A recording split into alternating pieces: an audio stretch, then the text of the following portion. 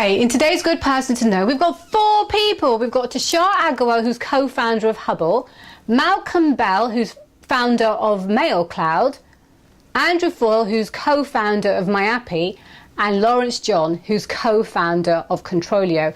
And they all were part of a founders panel where they discussed the highs and lows of running a business and how they've managed to get to where they are. The 3 most important questions that I thought were most relevant were how to get seed capital, how to build the right team, and what were the main challenges in growing a business. And this is what they had to say. Hi, I'm Andrew Foyle, and I'm the founder of Miappi.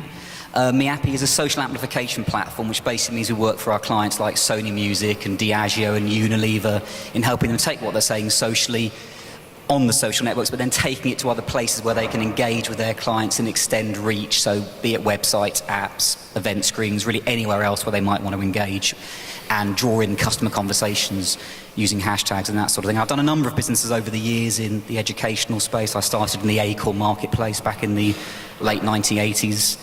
So I've been around the block and founded a few businesses. Lawrence John, founder of CRTLio. So people want their data back. So we've built a consumer-controlled personal data platform. It just means that people can reach into their digital footprint they've left out there, grab information and use it somewhere else. Initially, to save money, this is going to change the price comparison industry, but then it's going to do a lot more. Hi there, I'm Tushar, I'm the founder of Hubble. Hubble is an online marketplace to rent and share office space. It's addressing the problem that firstly it's very, very difficult to find commercial property online. Pretty much the entire industry exists offline. But also it's very, very difficult for new and small companies to find space on a flexible basis. So what we're doing is we're encouraging people to share vacant space that they have in their offices with other companies on monthly rolling contracts. Malcolm, good morning.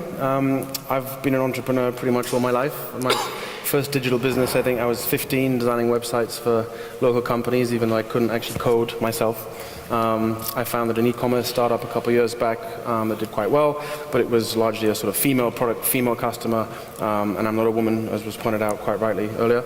And so I decided to kind of work on a problem that I had and I thought other people had, which was working easier and faster with messages and files and emails.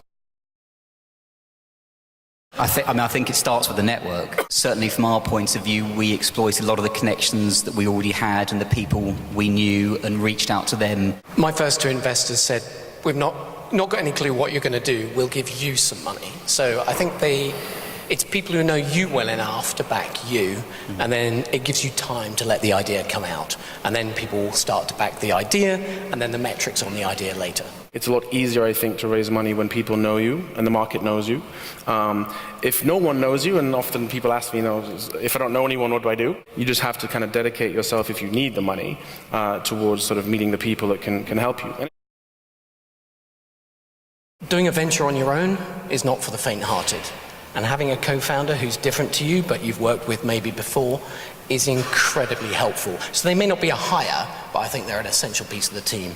So I have an incredible sort of chief architect who was sort of first hire, and he's the one that makes the technology choices. He's the one that also helps hire the rest of the team, and it's a lot easier to hire great developers if you already have a great developer.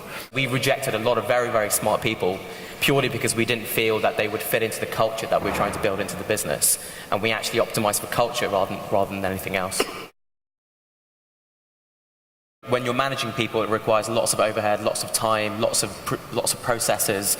And what we managed to do is create a team where everyone within the first sort of 1 or 2 months was clued up enough to become pretty autonomous and make decisions independently. The less sort of bureaucracy you have at an early stage startup, the quicker you can move. You have to put yourself in a position where the investors who invest in your business will get the return that they expected.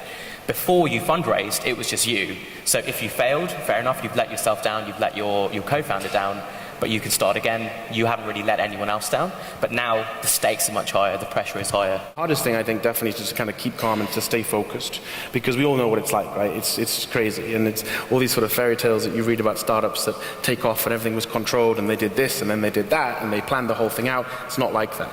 There are days when, the warehouse is on fire, and the servers aren't working, and you've just deleted by accident 5,000 customer emails, and it just, there are days like that, and just to kind of keep calm and stay focused is probably the hardest thing.